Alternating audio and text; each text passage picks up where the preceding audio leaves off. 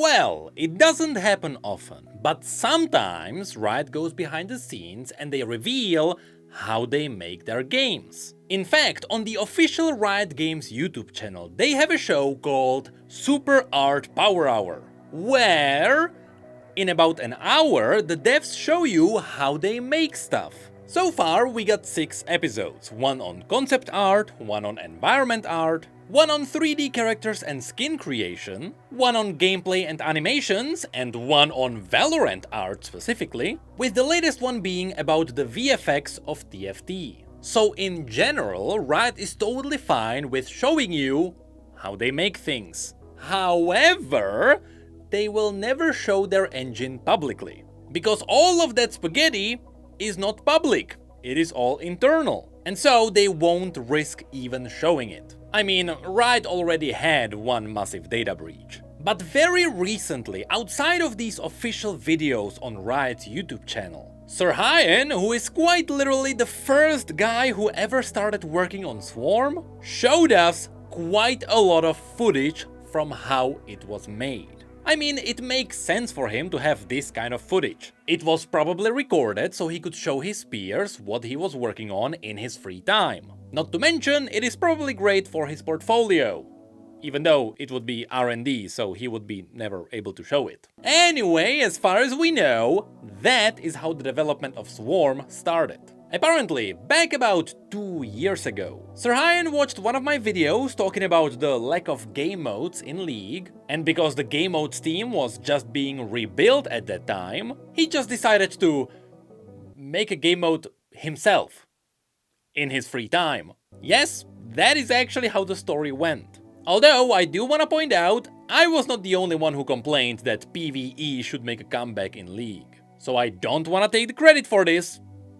But it's funny that I was directly mentioned. Anyway, because of all of these circumstances lining up so well, we actually got some footage of the very first playable builds of Swarm. So in this video, let's go through the history of Swarm's development.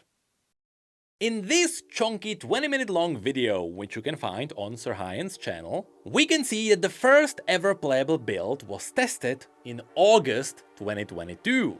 That was 2 years ago. The loading screen here, if I'm not mistaken, is the Odyssey one. And as we hop into the game, you may notice one big difference. No, the spaghetti around seems pretty normal to me, but rather, they are using the classic League controls. It is just a champion and you right-click to move. So originally, perhaps the idea was just your classic League of Legends with the Survivor gameplay. You can even see that Garen is just normally using his abilities as he normally would. And this is tied to a really funny thing. Swarm doesn't just change the controls of a character to WASD. Instead of doing this, the devs just make an entire new champion and put them into the champion roster, and they have like a hidden passive where WASD is their controls. Which also means that in theory, you could be able to pick any other champion from the overall pool for Swarm. And in fact, there was a bug on PvE where some people were able to do this. And yes, that also means that when you play normal Summoner's Rift, all the Swarm versions of the champions are hidden there in the pool. Anyway, in this build there is very obviously a placeholder arena with the text that says Sirhian Survival, with the minimap also saying Sirhian Super Survivor Science. Because yes, at first it was kinda an experiment. You can even see that for the spawners he is using the ARAM health spawners. And he even started testing some custom items. You can see that at first you could acquire the items just by walking over them. This was definitely a placeholder before the working augments. But also the item itself was testing custom items. Since this is Sirhian Gore Drinker. And according to this video, this was indeed the very first item in the game. And it didn't automatically fire, so you had to press it to use it. And literally the next day, a new build was made which allowed for gold pickups. And on day 4, they had XP pickups, more items, and they tried to do custom music. And keep in mind that in this version, the game still had point-and-click movement. So the main damage was still just the champion auto-attacking and using their abilities as they would in League. Though I have to say, the items immediately started getting more interesting, with Sunfire Cape essentially taking the role of the garlic from Vampire Survivors. And later, the same day, the first ever passive buff was put into the game, which was just a damage modifier. On day 5, the first hazard was added in. These are mechanics that were originally in Vampire Survivors, where some of the maps would sometimes fire at your location, so you had to move. Though later, this mechanic would be turned into the Belveth Trial in Swarm. On day 6, we can see more experimentation with the map textures. I'm pretty sure some of these textures are from the Bilgewater Bridge ARAM. And the same day, in a different build, they also added in a new enemy. A ranged enemy, which would eventually turn into the cannons that everyone loves. But then, there was a 4-month-long break. I mean, a lot has happened at the end of 2022, which included... I stand at the brink of infinity.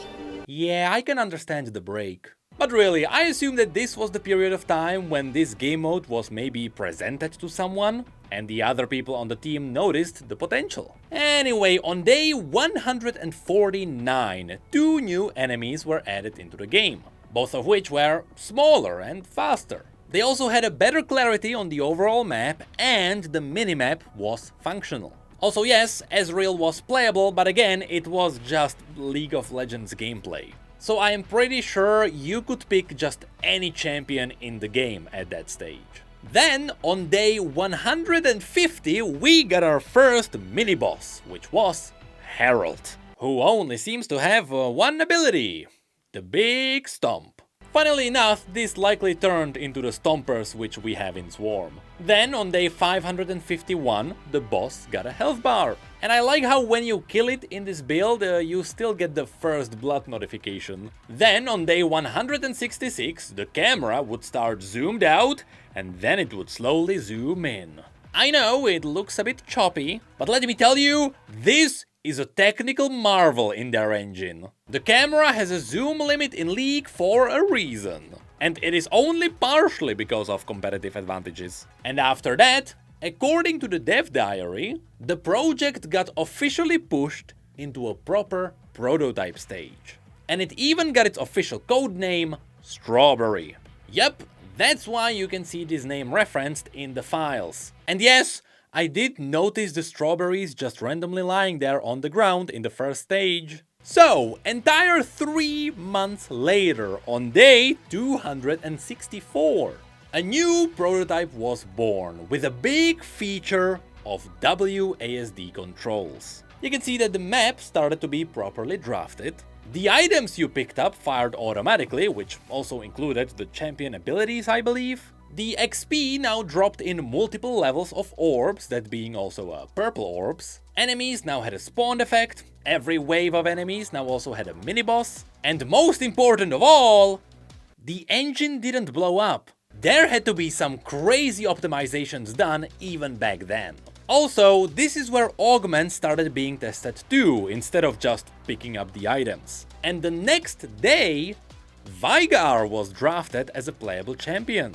The iterations of this then continued into the following day, where they also added some more items. Then on day 274, the cheat menu was added into the game, which was basically there just for development. And the enemies now had interesting abilities, they didn't just chase you. Then on day 279, leveling up was a proper mechanic. And now you get a better XP bar. On day 295, they jammed in even more items and they put in even more new enemies. At the bottom, you'll recognize even more items taken from League. Not to mention some of the funny names, since all of these items were custom. Also, one of the enemies were Shaco clones, which exploded on death. The closest thing to that which we got are the frogs that leave the pool on the ground where they die. But then, a month later, on day 320, some big progress was made to the map drafting. And Jinx would now fire on her own when not moving. And on day 330, they experimented with more events, such as Zed's Shadows, which acted as a horror mechanic where they would freeze when you look at them. Honestly, this is such a cool mechanic that should be revisited for another game mode, after which we get a 5 months jump. Likely because this is also where the team was helping with Arena. But then, at the beginning of December, on day 468, Leona started being drafted as a playable champion. Which to me feels like this was when they knew that all of this would be tied to skins. And they knew that Leona would get one of these skins. Anyway, this is also where the game got some dialogue, mini-bosses now got a health bar, a new temporary map was born, and Baron became an optional boss, even though we never got any footage of Baron.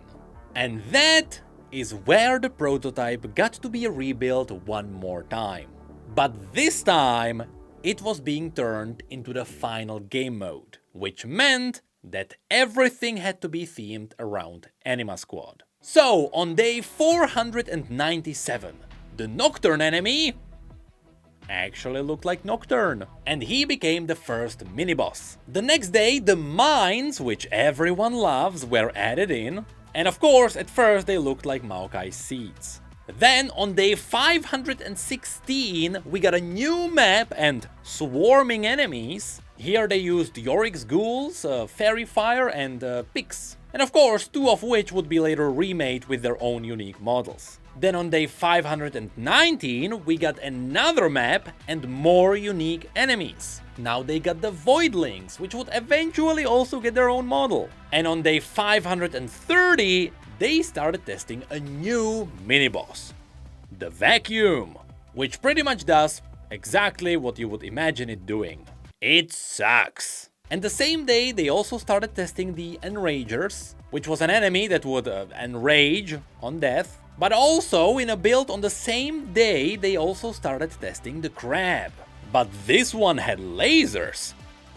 Many lasers, in fact. And the next day, they continued with another boss, which would be the Suppressor, which just grabbed you and stunned you. Also, you may notice, this is where they started testing some co-op. But also, the map you can see here was the first prototype of the first map that eventually made it to Swarm. But then, on day 538, Jinx was the first one to get a working passive. Or maybe it was a bug, we are still not sure which one that was. On day 558, they get their first try at a Briar boss. As you can see, she didn't do that much, but she did have her spear ability.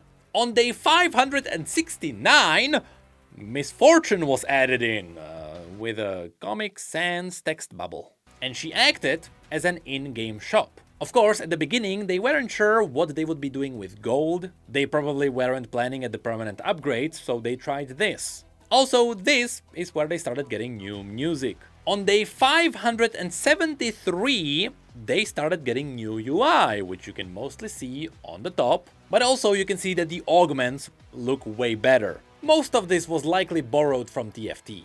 Also, Jinx now functioned with her Anima Squad skin. The next day they would add in the Spires, which would become the Misfortune buffs. Also, you can see that the enemies started getting unique models, and Briar was tested as a new champion. On day 582, the third map got its first pass. This would eventually become the lab with the Belveth boss. And as you can see, the freezing mechanic was there from the very beginning. Then day 594 was very important because that is where the car was added in. And on the same day, in a different build, they turned it from this mess into something really cool. And also, on the same day, the train weapon was added in, which back then looked like the ram of Conductor Orn. Then, on day 596, the second map with the cannons was put together, and the following day, this map got the fuel mechanic. And the same day, they also added the cannon barrage to the fourth map. Then, on day 600, the laser walls were added in onto the third map, and they also put in the Belveth boss. And 3 days later, on day 603,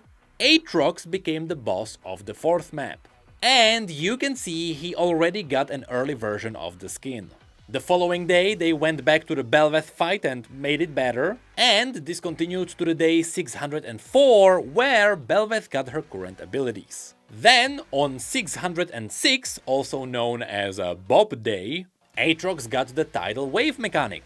And later the same day they also gave him the Phase 2. On the day 607, Rek'Sai was also turned into a proper boss fight. And on the same day somehow, Briar was also given all of her proper mechanics. Then on day 608, the flying ships were added onto the 4th map. And on the 1st of May, on day 609, the text bubbles were added in, which nobody ever reads because this game is way too chaotic for that. Also on the same day, the tiny Aatrox cinematic was put in.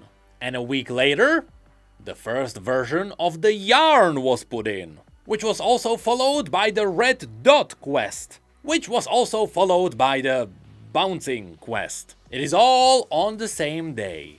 I can't believe how quick they were with the iterations. Not to mention, you can start noticing the improvements on the map. And funnily enough, the same day they also tested the Green Light Red Light event, which unfortunately didn't make it in. But the next day, the box event made it in. And on day 621, the event got its own loading screen.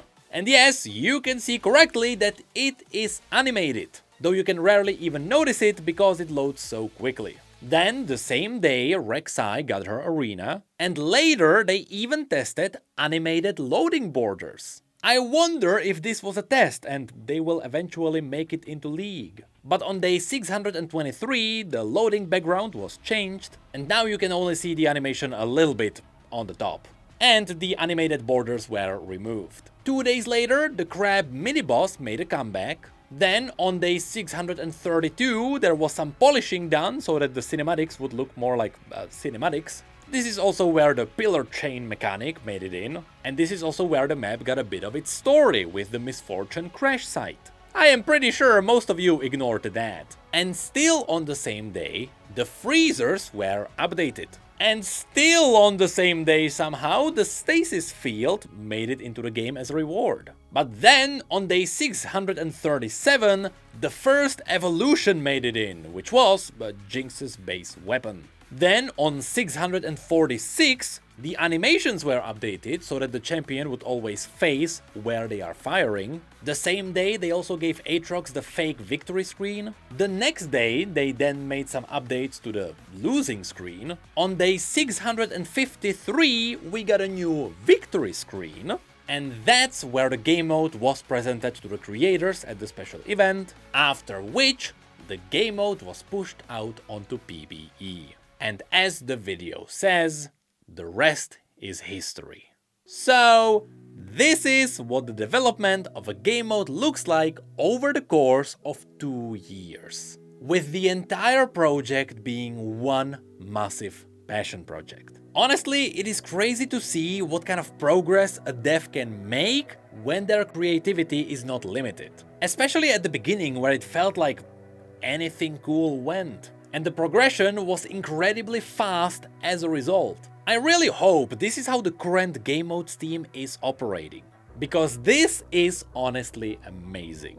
And with that, massive thanks to Serhayan for documenting all of this. If you'd like to dive into more details, of course the entire video is on his channel. The link should be in the description. And this takes us to the biggest paradox of this video. The game mode itself came out as a spark of passion.